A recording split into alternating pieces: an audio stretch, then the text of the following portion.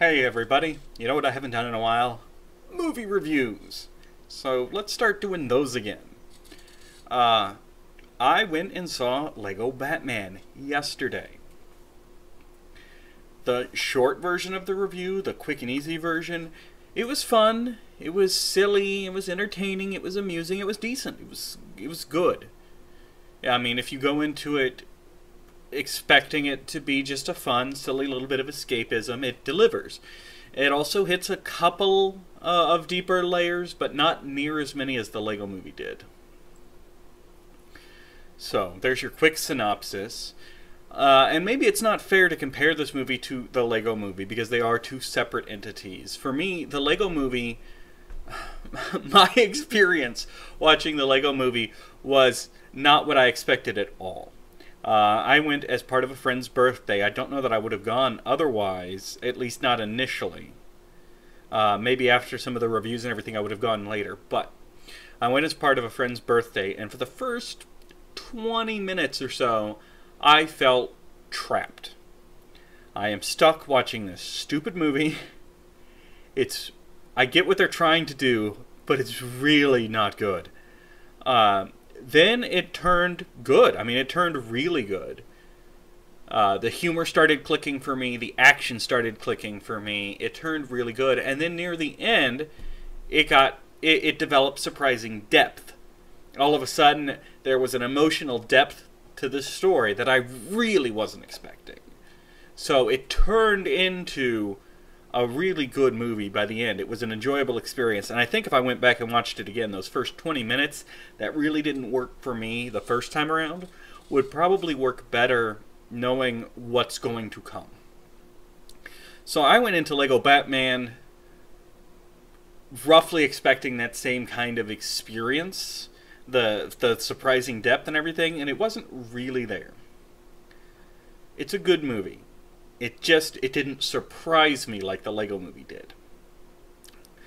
The serious notes in Lego Batman are fairly formulaic. They're expected. There were no surprises in Lego Batman. Movies don't necessarily have to be surprising, though. See, I'm attacking this from both sides. I'm attacking it as a casual movie viewer and as a film school grad, and I don't think that's fair to any movie. So, as a film school grad, there's not enough meat here. But as a casual moviegoer, it was a very fine experience. I enjoyed it. The comedy is quick fire. Some of the references were surprisingly good. There was a very subtle reference to 50 Shades of Grey. It was on the marquee of a movie theater in the background. In the Lego universe, they were showing 2 Shades of Grey. I guess 50 is too adult. Robin at one point makes a reference to the 80s movie Gymkata, which I didn't think anybody had ever heard of. And it's not even a subtle reference. He describes himself as a master of Gymkata, which is gymnastics and karate combined, which is what the movie Gymkata is about.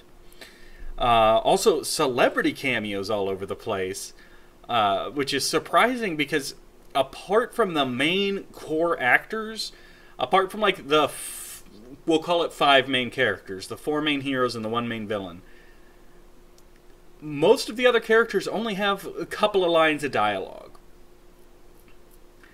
And yet, what was funny for me is when I saw the cast listing, Garfunkel and Oates are in this movie. Ricky Ludlum plays Poison Ivy, who I think had all of 2 lines of dialogue maybe.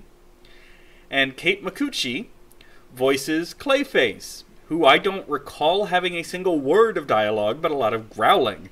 There's a lot going on in the action sequences. When I say I don't remember a word of dialogue, that doesn't mean there wasn't any. There's a lot of characters talking over each other in rapid fire. Hey, you go to this, go to this, go to this. Okay. So it's entirely possible I missed a line of dialogue, but certainly Clayface did not sit down and have a soliloquy. And again, Poison Ivy had 1 or 2 lines. Catwoman had 1 or 2 lines. But man, they fit in everybody. All of these Batman villains at least showed up for 2 seconds. Everybody had their little second cameo. Everybody, all of the Justice League had a quick cameo, including some deep references. There were a lot of references to Batman starting from 66. Actually, there were references to the old black and white Batman movies before the 66 Batman, but they were all very fast, very rapid fire. Positive you're going to miss it kind of references. And I like that. You can tell that a lot of different writers worked on this, and I mean that in a good way, in that it would be very rare to find a writer who could make all of these different references and make them work.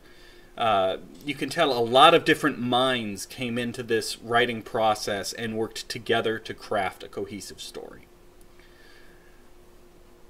Overall, if you're looking for just something fun, something light, and something Batman, this is your movie. This is a good movie. The part where I was disappointed is so many people came out and said, this is the best Batman movie in years.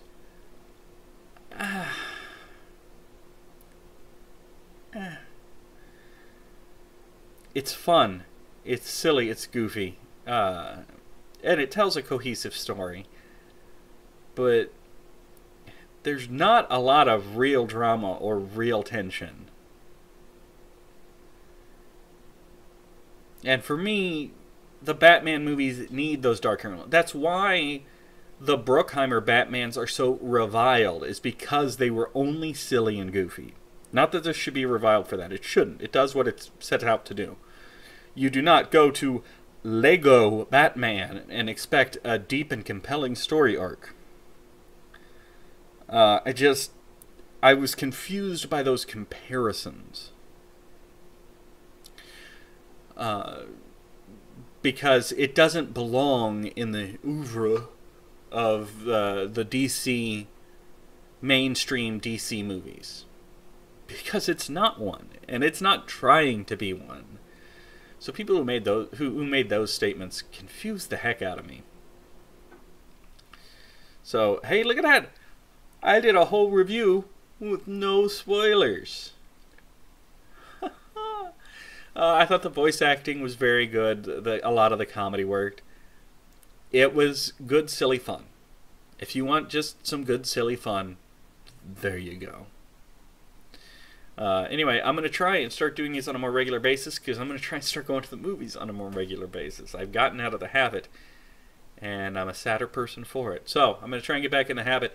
In fact, I'm going to post another one later today. So, there you go. I'll see you guys next time.